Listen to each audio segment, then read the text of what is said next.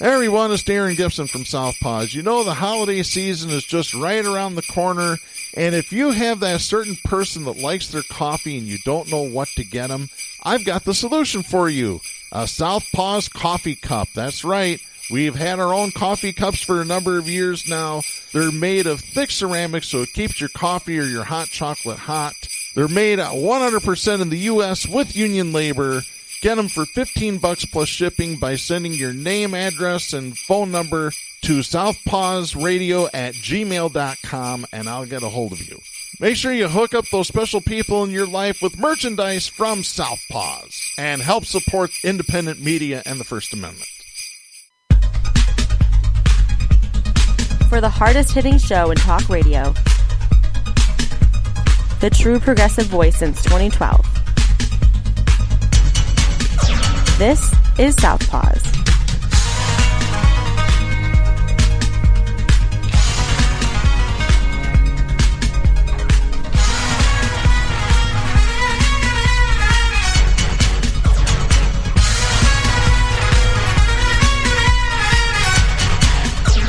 And welcome to Southpaws on the Pacifica Radio Network. We are the leaders of the revolution. My name is Darren Gibson, and I'm your co-host. And I'm Katy Steele for Jack Prince. Well, we've got quite a bit to talk about today. We got to talk about foreclosures and how the state can't profit off of them. At least Michigan can't anymore. Finally. This is a topic we've talked about before on this show, so we'll get into that in just a little bit. We have a little bit of an addendum from last week's show involving Representative Cynthia Johnson. Now another state lawmaker has found himself in trouble because of his language. That was only a matter of time. Yeah, well, we'll get into this in just a moment. Before we get started, a couple of reminders. You can follow us on social media by going to facebook.com/Southpaws Radio Show. You can follow us on Twitter at Southpaws Radio. You can follow us on Tumblr, southpawsradioshow.tumblr.com. You can follow us on YouTube by doing a search for Southpaws Radio. And you can become a patron of the show by going to patreon.com/Southpaws Radio. You can listen to the show anytime you like at Spreaker.com or at Stitcher.com by doing a search for Southpaws. You can find us on the iTunes Store, Apple Podcast actually, by going to Southpaws. And once you found our logo, you found us.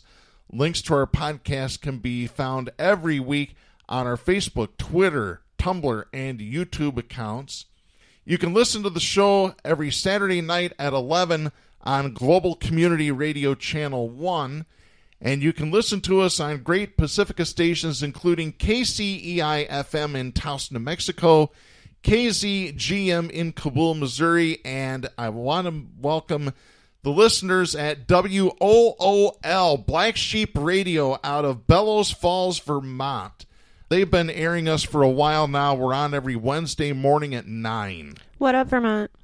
Yeah, so please say hi to Bernie Sanders for us. Yes, please. Yes. So thank you, WOOL. I know they downloaded a show a while back, but they've been taking us on an automatic download, and Very happy to have them. All right, let's go into last week. We talked about Representative Cynthia Johnson being stripped of committee assignments by the Republicans because how dare a black woman defend herself against racist comments, right? Right. You're supposed to be just proud that they gave you some attention, I guess. Oh, jeez. Yeah, pretty much. Well, we have an update to this. Another lawmaker has gotten himself in trouble. This is Dave Boucher writing for the Detroit Free Press. This was published at the Lansing State Journal on December 14th. Michigan Republican legislative leaders pulled a GOP lawmaker from his committee assignments Monday after the lawmaker hinted he was part of a group that sought to disrupt or otherwise undermine the Electoral College vote slated to happen at the Capitol Monday afternoon. State Representative Gary Eisen, Republican of St. Clair Township, made the comments Monday morning during an interview with WPMH Radio in Port Huron. He was asked about the Electoral College, members of which were set to meet Monday in the state Senate chamber to cast the state's 16 electoral votes for President-elect Joe Biden. By the way, they had to close the building down because of a credible threat of violence. And had to whisk the electors in under police escort. Can we just somebody teach America what violence means? Because I think they don't get it. Mm-hmm. Everything I'm seeing lately, it's like they're confused on what actual violence is. So. Oh, exactly. Eisen made the comments in the context of he and others in Lansing having some sort of an event, either at the Capitol or somewhere else. He said he could not rule out the possibility of violence. Eisen also made reference to a threat he said was received regarding safety at the Capitol. He questioned the veracity of the threat, however, calling it convenient and implying it would impede efforts for Trump supporters to contest the Electoral College proceedings. By the way, very few of them showed up in Lansing Monday. I think it was less than 20. It was pretty sad. I think you're right. House Speaker Lee Chatfield, Republican of Levering, denounced threats made against Electoral College members in announcing the decision to pull Eisen from his committee assignments. So, honestly, though, it just goes back and forth. Anything you see on one side, you're going to see on the other every single time, and it's definitely more violent on one side than it is on the other. But, you're going to have accusations of the same thing on both sides, no matter what. Mm-hmm. Lee Chatfield issued this statement. I'm going to read just a small portion of it. Quote, "We as elected officials must be clear that violence has no place in our democratic process. We must be held to a higher standard. Because of that, Representative Eisen has been removed from his committee assignments for the rest of the term." End of quote. So where is he on Donald Trump? Oh, he's a Donald Trump lover. That's what I'm saying. Can somebody go redefine violence for America? Because America is confused. They think violence is losing money. Mm-hmm. Losing money to them is violence. That's it. Nothing else you do is violent if you are a self-proclaimed Republican. Let me read the first part of his statement here. Quote, "We have been consistent in our position on issues of violence and intimidation in politics. It is never appropriate and never acceptable.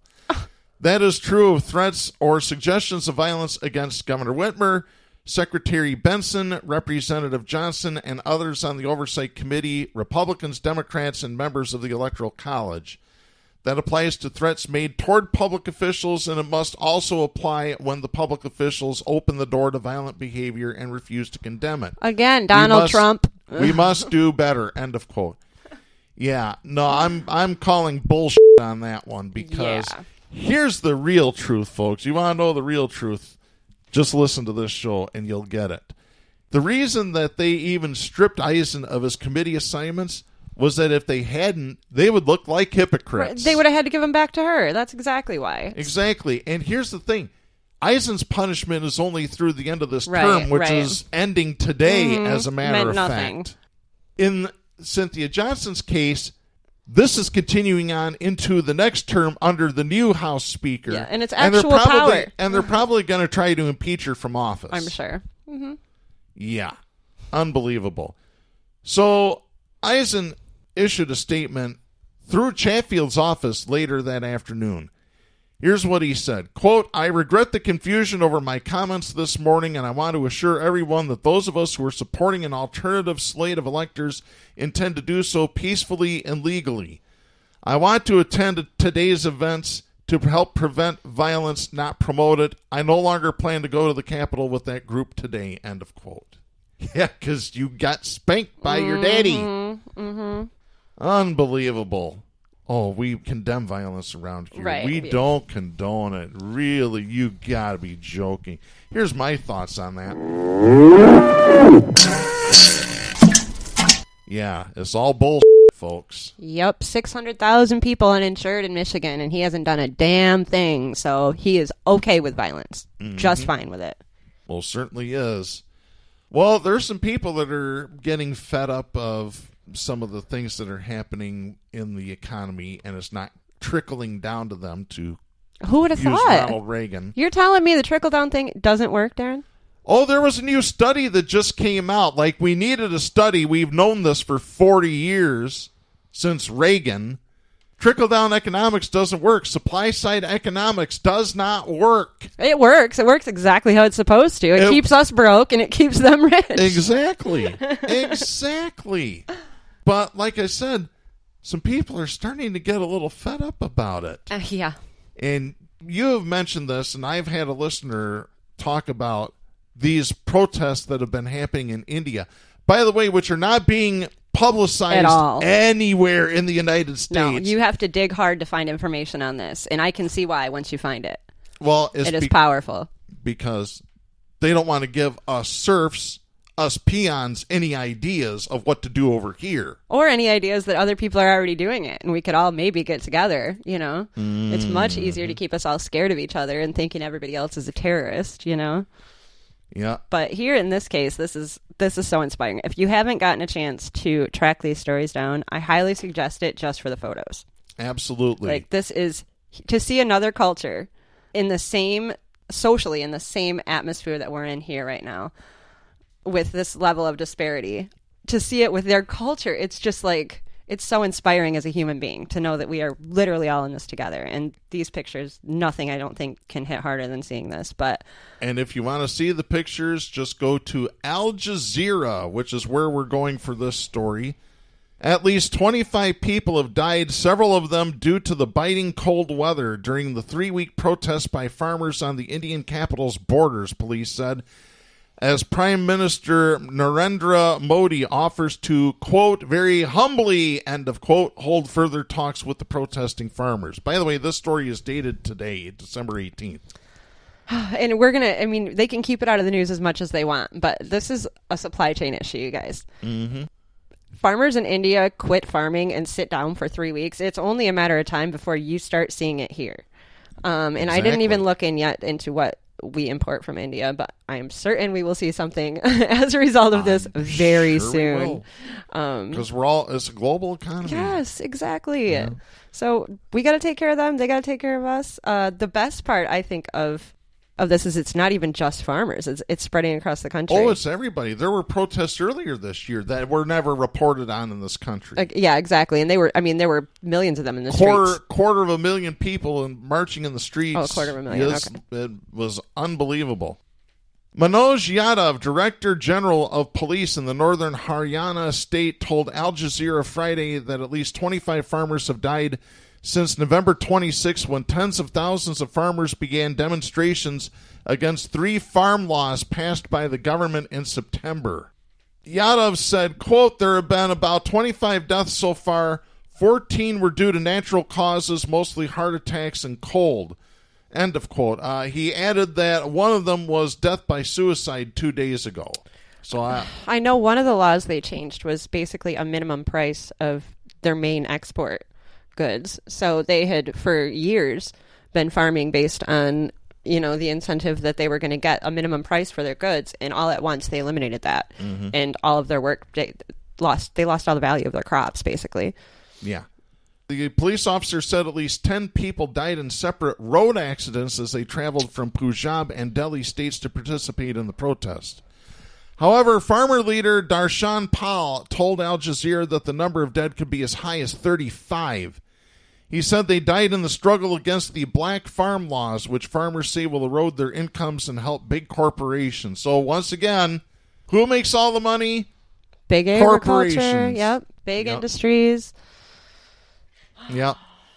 Tens of thousands of farmers, largely from Punjab and Haryana, have been parked on various highways on New Delhi's borders since the end of November, demanding the rollback of the new laws aimed at loosening rules on the pricing, storage, and marketing of crops.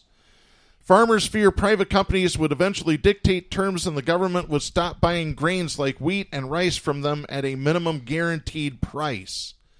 Modi on Friday defended the laws and invited the protesting farmers for more talks despite several negotiations failing to break the standoff. After a series of previous meetings with Modi's ministers, the protesters have said that nothing short of an official annulment of the 3 laws will be enough to change their position. Good for them. Good. Stand your ground. Yes. It's not going to get better. And here's the thing. I think one of the major reasons that we're not seeing it in the news here is because the first question people are going to ask themselves is, okay, what major industries do we depend on India for? You know what the number one answer is? Pharmaceuticals. Oh, really? Huge. They have so many pharmaceutical companies there, so many research labs, so many things come out of India that we have. I mean, honestly, Amway, I know A lot of people have been traveling back and forth in India because Amway is there. Mm-hmm. And I'm sure you all know that there's many connections between Amway and the healthcare industry. Of course. But I see a lot of issues happening should the people in those sectors of the economy decide to strike. On Friday, in online remarks to farmers of the country's biggest wheat-producing state, Madhya Pradesh, Modi said there should be no cause for concern and repeated the government's position that farmers would be assured of a price. He said, quote, the modern facilities available to the farmers of major nations should also be available for those from India. It cannot be delayed any longer. Still, if anyone has any apprehension and in the interest of the farmers of the country and to address their concerns, we are very humbly ready to talk on every issue, end of quote. Rakesh Tikait, a farmers' leader, said after Modi's speech that the Prime Minister was trying to privatize agriculture to benefit companies and not them. Well, privatization? Huh. I wonder who might be behind that. Oh, let's see. All the big agricultural businesses. Maybe the Amway people that are over there doing their pharmaceutical stuff, too. Maybe. I mean, we are the birthplace. I mean, the world's capital of privatization, I would have to claim, is Grand Rapids, Michigan. Mm-hmm. Kent County. Well, of course. We privatized all the schools. Look at all the charter schools that Michigan We've privatized our entire local government, Darren. We pretty much have. It. Look at our Network 180 is our privatized mental health. Yep. We've got so many different privatized agents. The Rapid is our privatized public transportation. Grand Rapids Public Schools, they privatized their transportation. They've privatized They're already privatized. Everything. The only thing public about Grand Rapids Public School is the name. Pretty much. Yeah, if you want more on that, just go into our archives and just listen to Jack Prince talk about it. Oh, yes. You definitely need to hear this from Jack. Yes. Well, we've got more to talk about here. You also wanted to get on this story. I've got this from The Guardian. This is Dan Sabaugh, who is the defense and security editor for The Guardian. This is dated Friday, December 18th. Microsoft has said the UK and 6 other countries outside the U.S. have been affected by a suspected Russian hacking attack that U.S. authorities have warned poses a grave risk to government and private networks. Brad Smith, Microsoft's chief legal counsel, said the company had uncovered 40 customers, including government agencies, think tanks, NGOs, and IT companies, who were targeted more precisely and compromised after the hackers had gained initial access earlier this year. As a matter of fact, I saw a story this morning on ABC's Good Morning America. The government now believes that Russia might be controlling some of the U.S. government's computers, that they can remotely access them. Yeah, I would not doubt that at all. I mean, we have talked a lot on this show about my concerns about other countries infiltrating stuff like our security systems, our infrastructure, our resources, stuff like that. Mm-hmm. And this basically is just affirming everything I was already worried about. I mean, when we have everything privatized and everything we do is run by a private company, how do we know that these private companies aren't being run or manipulated by our enemies? And from what I'm seeing, it seems pretty obvious that they are being run and manipulated by our enemies. So now the entire nuclear weapons supply chain has been compromised. Mm-hmm. Kind of a problem. Yeah. We'll talk a little bit more about privatization in just a few minutes because I want to touch on the post office too. Oh, good point. Continuing the story, 80% were in the U.S., including, it is feared, agencies responsible for the U.S. nuclear weapons stockpile, but the remainder were spread out among other countries. Smith said, quote, this includes Canada and Mexico in North America, Belgium, Spain, and the United Kingdom in Europe, and Israel and the UAE in the Middle East. It's certain that the number and location of victims will keep growing, end of quote. Russian hacker groups are often linked to the country's intelligence agencies, and U.S. officials have privately blamed the attack on Cozy Bear, a group accused of trying to steal coronavirus vaccine secrets earlier this year. The attack occurred when an updated popular IT network management tool called Orion, made by SolarWinds, was compromised from March this year. Around 18,000 customers installed the compromised update, many of whom were in the U.S. federal government. Of these, at least 40 were then selected by the attackers for further exploitation, including the U.S. Treasury and Department of Commerce, where emails are thought to have been read, and the National Telecommunications and Information Administration. Now, that's a new agency. I've never heard of them before. Microsoft said it had been able to map some of the impact of the SolarWinds attack because it has been brought in by clients to assist using its antivirus software. It admitted it too had fallen victim to the attack, although it said it had not found evidence of access to production services or customer data. It emerged overnight that the U.S. National Nuclear Security Administration, which maintains the U.S. nuclear weapons stockpile, had evidence that hackers accessed its networks. The NNSA also supplies some nuclear technology to the UK. The FBI is expected to hold a classified briefing for members of Congress Friday about the growing impact of the attack, which is potentially the most serious faced by the U.S. government in its history.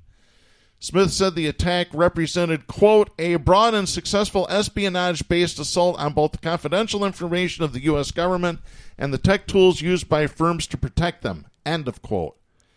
But it also had global ramifications, he said, creating a vulnerability in the technology supply chain, quote, of nearly global importance reaching several major national capitals outside Russia, end of quote. A map produced by Microsoft showed where the hackers' malware had been picked up by users of its Microsoft Defender antivirus software, with evidence of penetration in a range of countries, including China, but excluding Russia. Smith said, quote, this is not espionage as usual, even in the digital age. Jeez. Instead, it represents an act of recklessness that created a serious technological vulnerability for the United States and the world, end of quote. Oh, boy. Of course, Russia has denied responsibility for the attack. President-elect Joe Biden said that the U.S. needed to better, quote, disrupt and deter our adversaries, end of quote. He said he expects to work closely with allies and partners in preventing Russian attacks. Donald Trump has, by the way, said zero, zip, nada about this. Well, of course, because he's got to have Russia in his pocket when he leaves office, because he sure doesn't have America in his pocket anymore. Yeah, because guess who probably loaned him all that money that we don't know where it came from? Maybe Russia, folks? You know? Oh, my mom absolutely hates Melania Trump, just abhors her. Well, let's go back to 2016, FBI investigation, Grand Rapids, Michigan. Spectrum Health servers were connected to Russian banks. Mm-hmm. Who was helping Donald Trump's campaign team? Eric Prince, the DeVosses. Yep, their brother and sister. Mm-hmm. Betsy DeVos is on the board at Spectrum Health. Yep. And there was a server at Spectrum Health Hospital that was connected to the Russian bank. They connected it directly to the Russian banks. So now here we are. It's 4 years later. We've got stories of all of this Russian hacking. Okay, we still don't know where Donald Trump's money came from. Yeah. The Princes and the DeVosses are still in the background supporting Trump and the Republican Party. Okay. Yeah. My concern is, are they forming an alliance with Russia, with China, with some of the most powerful countries in the world to completely pull a coup on the United States of America? What if they're looking at alliances outranking powerful countries because they have more power working with Russia and China? Yeah. You know, and people aren't considering this. They're going, oh, they must be they must have an allegiance to America. Why? No. Why would we assume that? They have a house in every damn country on this planet. What makes you think they have an allegiance to America? You know what their allegiance is to? Money and lineage. Let's be honest. This really comes down to money and lineage because they think they are supreme beings. Mm-hmm. They really believe this CRC crap. Yeah, they do. Oh. Sorry, I had to lose it for a minute because I'm just like, I see all these little pieces and I'm like, it's going to be too late before everybody else puts it together. Like I told Darren, like, should I call the FBI and let them know that I'm pretty sure these people are all involved in our natural gas and water structure too? Mm-hmm.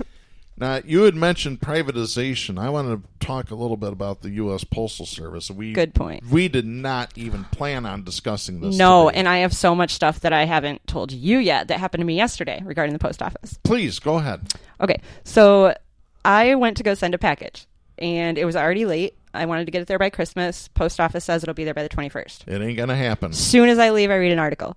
It says, post office is not telling anybody that our U.S. priority mail is 1 to 2 weeks behind. In which case, if not longer. Right. Run into a friend who says, oh, no, that's not true. Don't worry. He said, actually, I sent a package 2 days ago.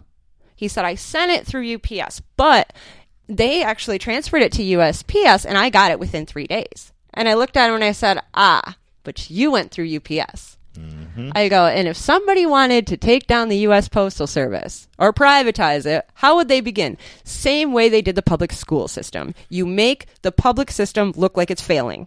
How do you do that? You prop up the two privatized companies. So you take the UPS and the FedEx packages, you send them through USPS, and you prioritize them. And then you think everybody goes, I'm not going through USPS. They suck. They're not worth the money. And then what happens? We end up funding these private companies, and we demolish our public service, which is insane because we end up paying way more. But sorry. Oh, absolutely. No, you're right on that. And see, up until a few years ago, USPS was a separate entity. Now they're in partnerships with FedEx and UPS. Why? So that they can help them fail. That's why. I question that big time. That's exactly why. It's like I said, my friend assumed that the USPS is going to be fine because his package got transferred to them and it still got there. But they are prioritizing the packages that leave through FedEx or UPS. Even if that means using public services to make their company look like it's giving better service, that's what they're doing. And in the end, what's it going to do? It's going to cost us our public service, and we're going to pay 3 times as much to ship a package. Absolutely. And have no, they're not going to have any liability or have any level of service that they have to provide. We just get stuck with whatever we're lucky enough to get. Let me just tell you, folks, postal workers right now are working 7 12-hour days. Yes. They're out all day on Sundays. Mandatory. It's not voluntary. It's mandatory. 7 12s. Hell, I'll tell you about my experience. When I got first hired to the post office, this was November of 1998 and going into December of 1998. I worked in forwarding. The little yellow labels that you get on your letters when you move, I was responsible for putting those on there. We had to work 7 12-hour days to get caught up from the backlog for months. That leaves you 28 hours that you aren't sleeping all week outside of work. 28. Yeah. But here's the better part. We actually had one guy that volunteered for 14-hour days. Oh, my gosh. The year prior, he volunteered for 16-hour days. Then they found out that he couldn't do that. You want to know why? Because there's a glitch in the software where it records your hours. Oh, okay. He went over 100 hours, so it dropped the one, and it only recognized the 12 hours. He only got paid for 12 hours of work. Oh. So they had to cut him a separate check for the other 100 hours he worked. So after that, they said, nope, you can't do more than 14 hours a day. Wow. Yeah. Swear to God, this happened. Wow. So, yeah, right now, your postal employees, whether they're at the plant, whether they're out at the annex out at the airport, are working 7 12s. The only ones that aren't doing 7 12s are the carriers because they have to have mail at the local post offices to deliver. Well, if they don't have that mail, they're not delivering. And let's be honest, our headmaster right now doesn't want the mail to get out that quick, so they're not really prioritizing the delivery part. Yep. I have seen stories on Facebook of people who have sent packages that are supposed to go from one place in Michigan to the other, and they're ending up in Pittsburgh. Pennsylvania. Yes, that's literally what kept happening to me, and they're just sitting there. I have one package that I ordered a month ago. She shipped it, and it's never got here. So a story came out earlier this week out of WTHR Television. They're the NBC affiliate in Indianapolis. They're owned by Tegna. And this was published at WZZM's website. They're finding out they've talked to postal supervisors who spoke on the condition of anonymity because they're not allowed to talk to the media. If you found out you're talking to the media, you're fired. So they were telling Channel 13 in Indianapolis that they're just taking the packages. They're supposed to be scanned upon entry. That's not happening. They're throwing them just in a truck. And they're behind. They're getting 16 trucks a day, and they're sending 8 out. No wonder they're backed up. That would explain my situation, because I literally had a package that she brought to the post office, dropped off herself, and it's just like when she puts in the number, it just says it's been printed, but it's not shipped yet. So it's somewhere sitting in a post office, and they don't know where. Yep. And here's the thing. People have been using this for an argument to privatize the post office. Well, that's the reason they should be privatized. No, it ain't. No, it's strategic. It is set up to make it look like we should privatize the post office. But they're using public funds to help UPS and FedEx do better than the USPS. That's the issue. That's what we should be really mad about, because they are stealing our money and giving it to their private companies. By using the USPS to compensate for their service, that right there should be illegal.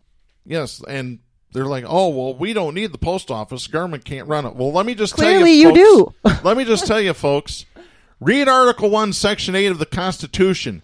The U.S. Postal Service is the only agency mandated by the Constitution. You have to have a post office run by the government under Article 1, Section 8. Period. End of story. The Constitution isn't just the Second Amendment, you fucking conservative idiots. Well, they're working on privatizing the Constitution. Yeah, no kidding. Oh, God. I'm gonna go with something. Can we skip to another story, since I'm gonna rip on the Republicans a little bit? Yes, here? please. Oh God, I gotta get to this because my mom said you need to talk about this and you need to tell it the way that it is. Here it is, folks. This is from Michigan. I'm gonna start off with my statement. When you vote Republicans into office, you're voting for murderers. Want to know why? Right here it is. WDIV television out of Lansing. Listen to this, folks. This is from Mara McDonald. The Michigan Senate is considering concurrent Resolution 36, which would form a joint committee of the legislature acting between sessions to suspend rules or regulations administered by state administrative agencies. Under the resolution, the legislature could call a joint committee after the current session ends December 18th through January 13th. The Michigan Constitution gives the committee the power to suspend rules and regulations, such as new COVID-19 orders issued by the Michigan Department of Health and Human Services. It would only apply to any new orders agencies would submit during the time the entire legislature was out of session. So right there it is. Republicans don't give a fuck about you. They do not give a fuck about you, as Carlin says. Yeah, they don't even care about pretending to. The Democrats will pretend to, but they don't care either. So don't that's don't very get it true. twisted. That's true. I haven't heard any updates on this. I know that they were still in session at 11 p.m. Wednesday. It was only a matter of time. Here's the thing. Two things here. Number one, they're insisting that having the businesses shut down is killing and hurting more people than these vaccines, than these restrictions, which is bullshit. Sorry. But the thing I really don't understand is that what's going to happen here? Well, actually, I do understand. They just rolled out these vaccines. And if you look at the numbers across the country, what we have done is let it get so bad. And if you don't think that the pharmaceutical and these vaccine companies are pushing this division and pushing these Republicans to act like this and spread this disease, then you have no logic. Because how does a pharmaceutical company make money? People have to get sick. Okay. Mm-hmm. So where we are now is Michigan has decent numbers compared to the rest of the country, and these guys are pissed. They're making less money. Like, come on, we've got to keep this out here because we're just rolling out the vaccine as the numbers are plateauing. That's the issue.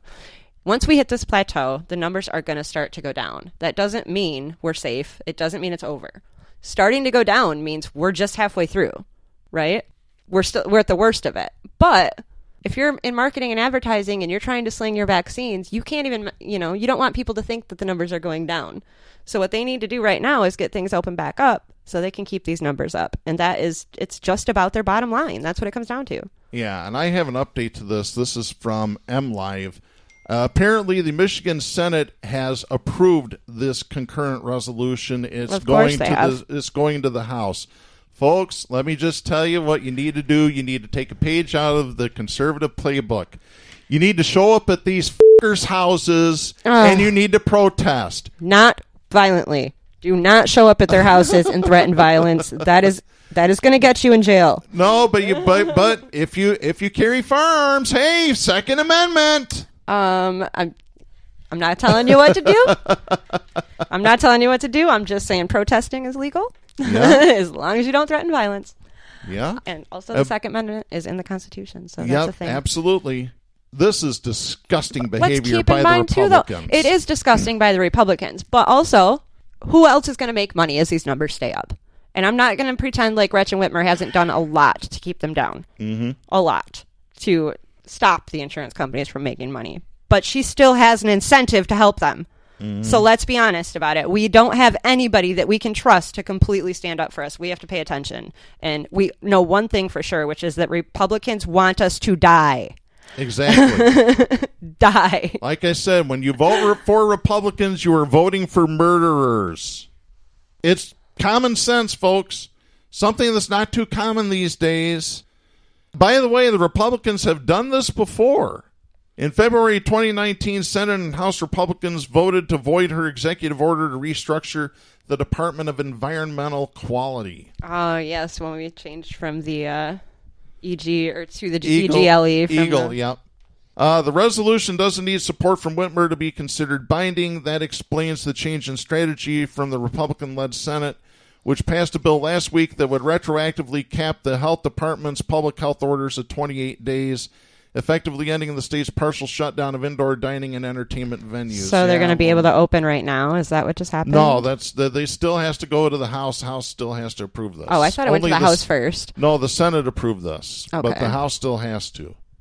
And today is the last day they're supposed to be in session. And as far as now, she hasn't extended the order. So isn't today the last day of, or did she extend it? No, the 20th is the last day of the order. Where are we? Oh, it's still the 18th. Okay, yeah. I was thinking it was 19th. So Sunday is supposed to be the end of the order, so we'll see what happens there. But, yeah. Everybody expected her to extend it, but I'm guessing she hasn't yet because of this stuff. So. Well, again, it's actually the Department of Health and Human Services is technically extending the order. Right. I'm sure That's on true. orders of Whitmer, but still. Yeah. I mean, and here's the thing. It's not just people are dying from coronavirus, right? And you're like, okay, I don't see a ton of my friends with symptoms or this and that. Think also about how many people you're seeing who are dying from blood clots right now, who are dying from, other issues, which I'm sorry, but they're associated with coronavirus. It's not just the people you're seeing that have the symptoms of the virus and go into the hospital and die on a ventilator. There's a lot of other issues and things we don't know yet. This virus has been around for 2 years, so this herd immunity idea is going to sound really, really bad if 30 years from now everybody ends up dealing with later consequences of a virus that we didn't know were going to happen. Yeah, exactly. Yeah, like all the cardiac symptoms, all the respiratory symptoms. Pulmonary embolisms have been huge, and if you listen to the radio, you've heard a million ads warning you about pain in your legs, so something tells me that numbers for that are pretty high right now. Mm-hmm. Exactly. Going to skip down a little bit further into the story here. Other than working to block orders from Whitmer or her state agencies, the Michigan legislature this week passed several bills to boost medical and education staffing statewide to cope with the fall and winter's COVID-19 surge. While the bills wouldn't prevent the spread of the disease, they do support hospital staffing by removing barriers to licensing and school district staffing for in-person learning by easing requirements for minors to receive work permits.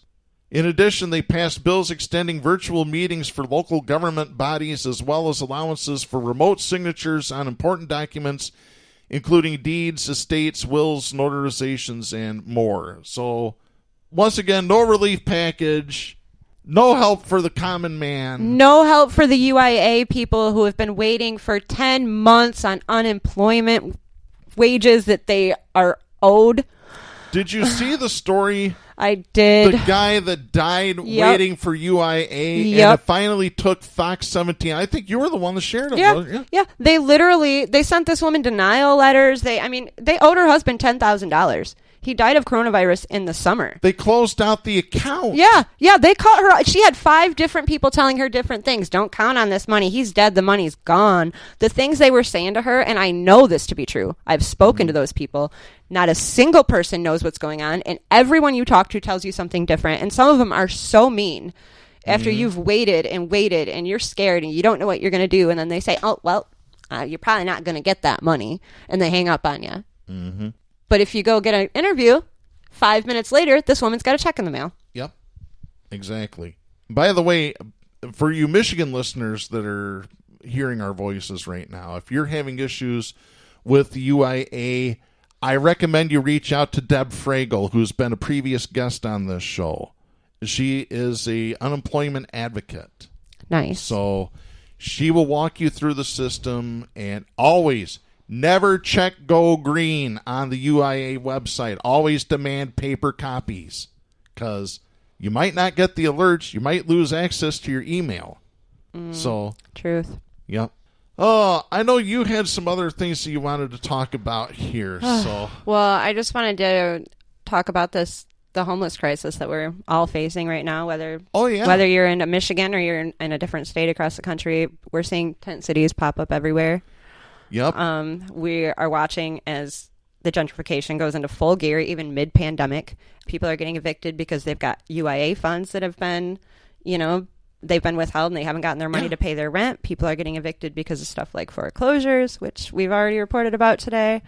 People are getting pushed out just because people are selling their properties. Oh, we haven't even talked about the foreclosure stuff yet. Oh my goodness, we didn't even get into No. Darren and I had a pretty lengthy discussion about it before we started the show.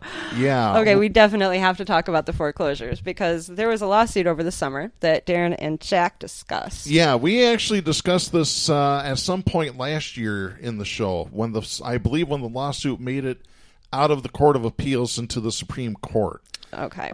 You'll have to dig through our archives because we did talk about this, because there was one case where somebody lost their home to the county over, I believe it was a $17 delinquency in their property taxes, and they got foreclosed on. And then the county they'll go and sell the property. Property and then profited and pocketed the money.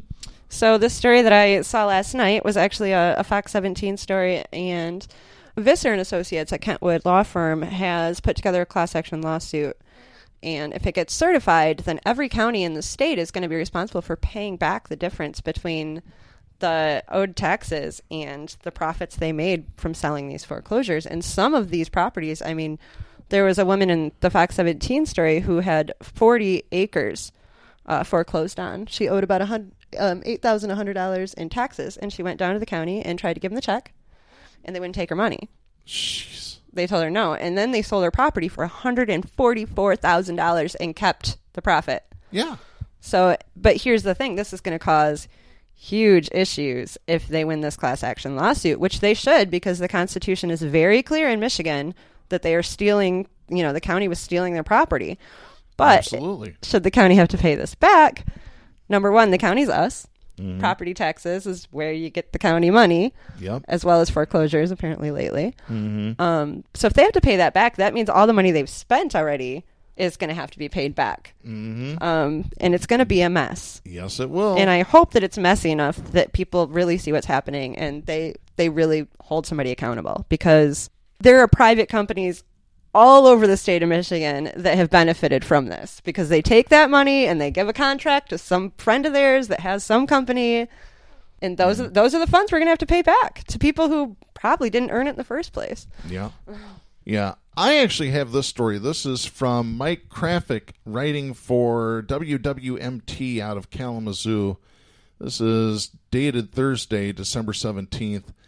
In 2019, the Kalamazoo County Treasurer's Office seized William Christman's home on Orchard Drive in Kalamazoo Township for $14,500 of overdue property taxes.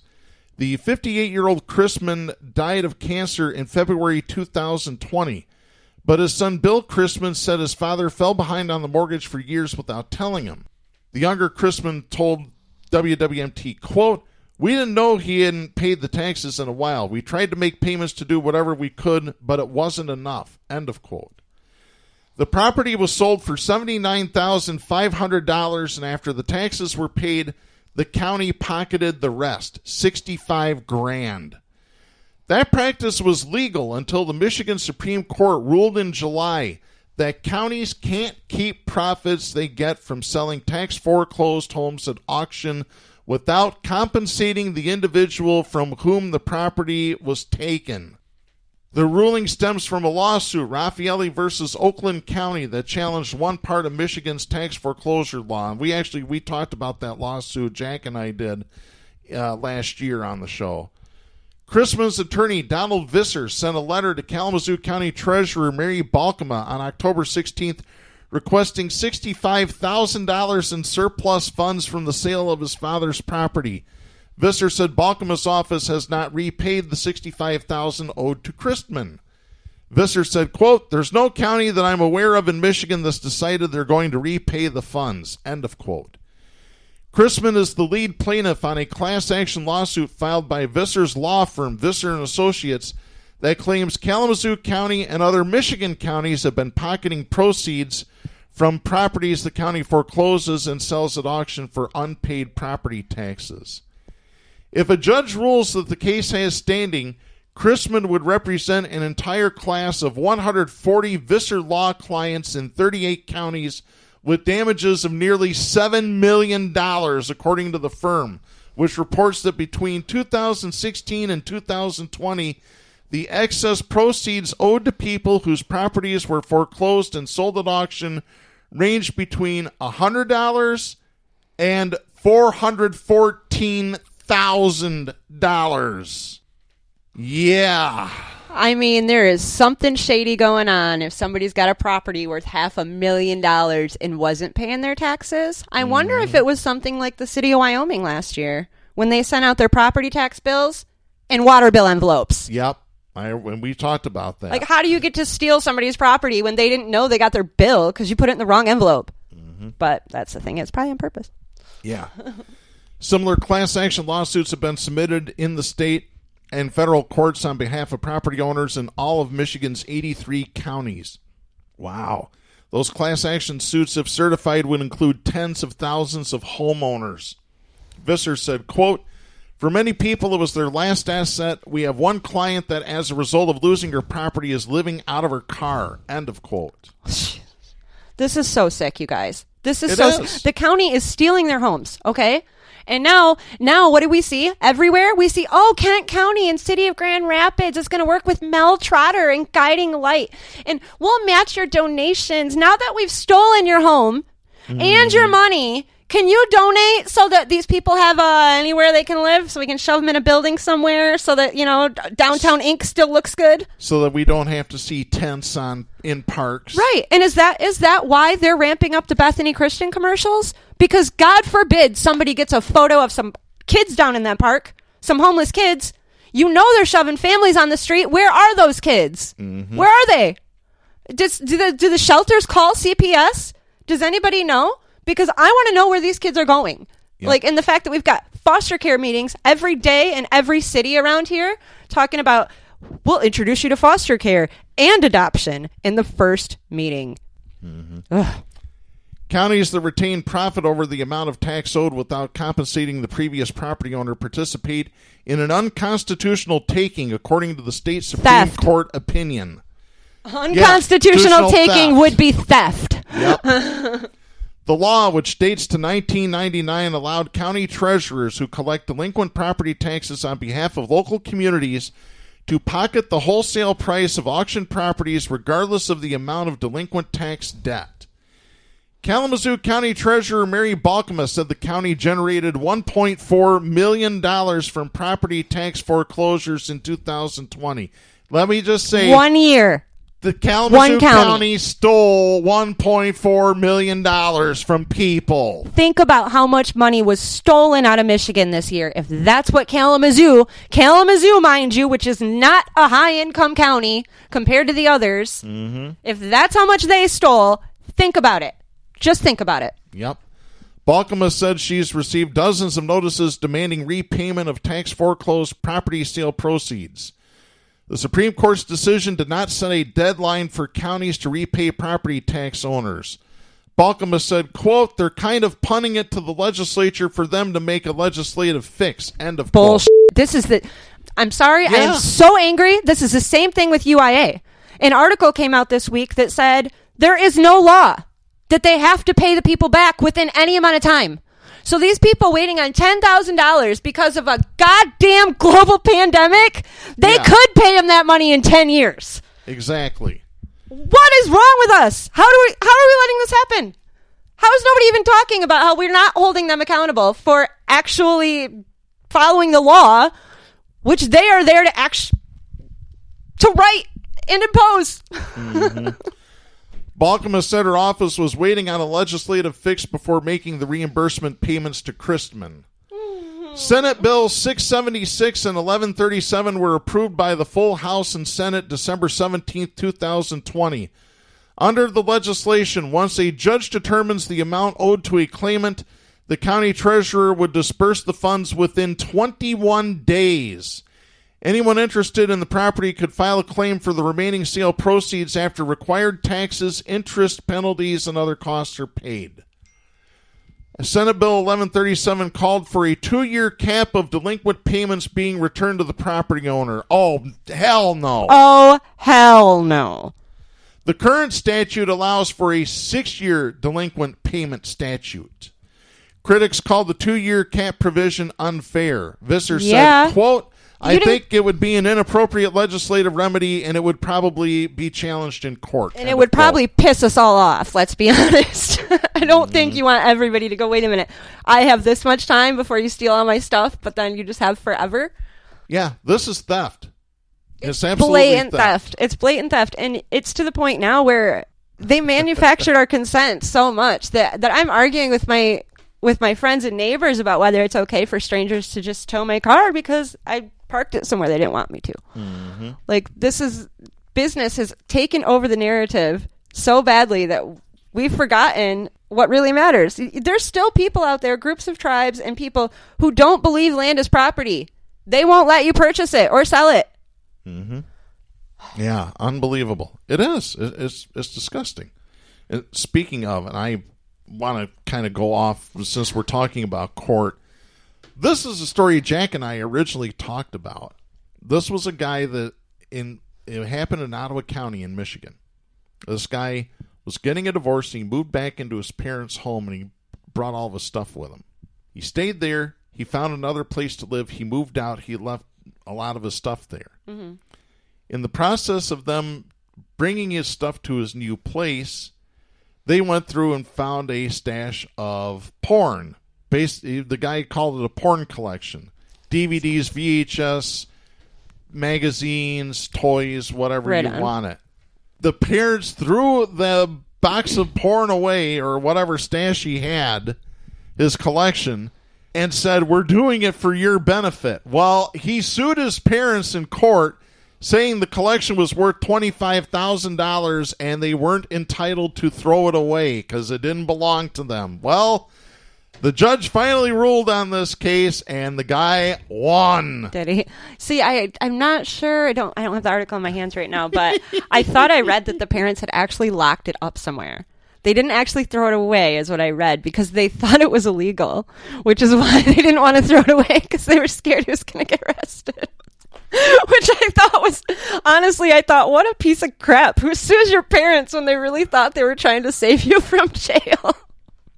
Yes. But at the same time, leave the kids' porn alone. Come on. Yeah, no kidding. Good Lord.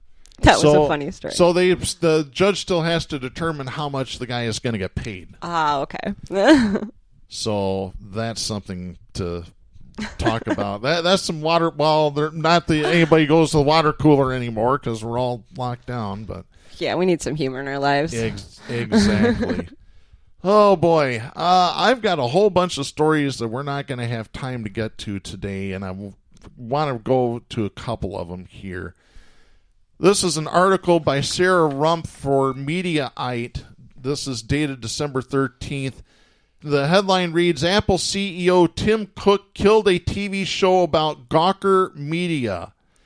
Why did he do that? Because Gawker outed him as gay several years ago. Oh. Yeah.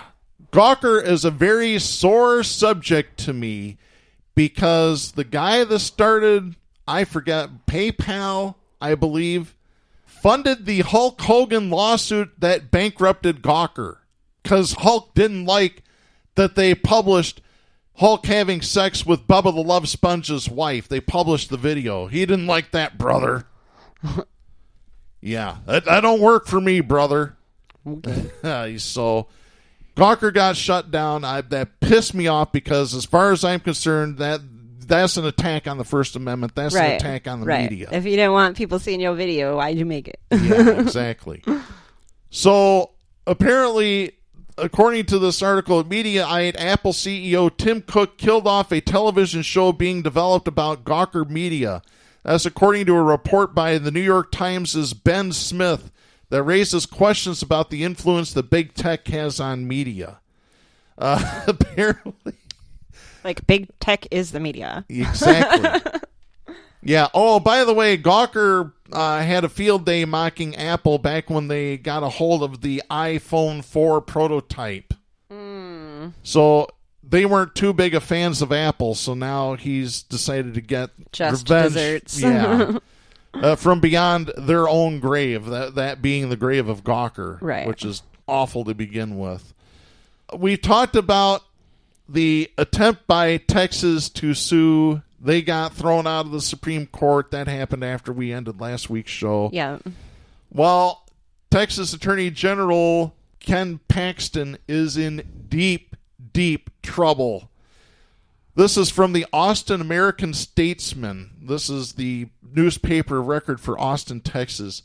Federal agents served at least one subpoena Wednesday in the office of Texas Attorney General Ken Paxton in an ongoing investigation into allegations that Paxton abused his authority by helping a friend and campaign donor. Yeah, Paxton could go to federal prison for this. This is why he filed the lawsuit, so he could get a pardon from Trump. But come on, they don't ever go to federal prison. And even if they do, they probably have their own little hooked up federal prison in their backyard. So everybody can be like, yeah, they're in federal prison. They're in federal prison. Yeah. And one story I really want to get to, we'll wrap up the show with this one here. There has been a bit of a brouhaha between Jen Dillon, who is the incoming White House Deputy Chief of Staff, Senator Marco Rubio, and MSNBC's Nicole Wallace. Apparently, this all started because Jen O'Malley Dillon had an interview with Glamour magazine. In the interview, she called Republicans in Congress a bunch of f***ers. Which I absolutely love. They deserve it. So Marco Rubio shot back on Twitter early Wednesday. He said, quote, Biden talks about unity and healing, but you want to know what they really think? Read how the person he wants as the next White House Deputy Chief of Staff called Republicans in Congress a bunch of f***ers. End of quote. So Nicole Wallace from MSNBC, who used to be the communications director for George W. Bush, shot back at Rubio on Twitter. Quote, are we really talking about the F word in any context other than the fucking people who stood by Trump as he boasted about grabbing women in the pussy, smeared whole countries, called black NFL players sons of bitches, and assaulted our democracy while ignoring COVID? End of quote. Yeah, that's true. I'm starting to love Nicole Wallace, and I'm not really that big of a fan of hers to begin with. But, hey, she's right on the money with that one. Yeah, that's dead on for sure. I think this falls under the broken clock is right twice a day. Yep, well, I'll put it there. Once if it's Rick Perry. Oops. And I love using that line. Kimberly Atkins from MSNBC backed Wallace on this on Twitter by writing, quote, the number of elected members of Congress that have dropped the F-bomb or use other not fit for print language in conversations with me is in the double digits. Add their staff, that number likely triples. Unclutch your pearls. End of quote. Truth. Yeah, gotta love that. We're out of time for this week. We'll be back next week. I'm Darren Gibson. I'm Katy Steele for Jack Prince. Support the First Amendment and independent media. The stations that carry Southpaws do not necessarily share the opinions expressed on the show. Southpaws is protected by the First Amendment to the U.S. Constitution and is copyrighted by Big D Entertainment. All rights reserved.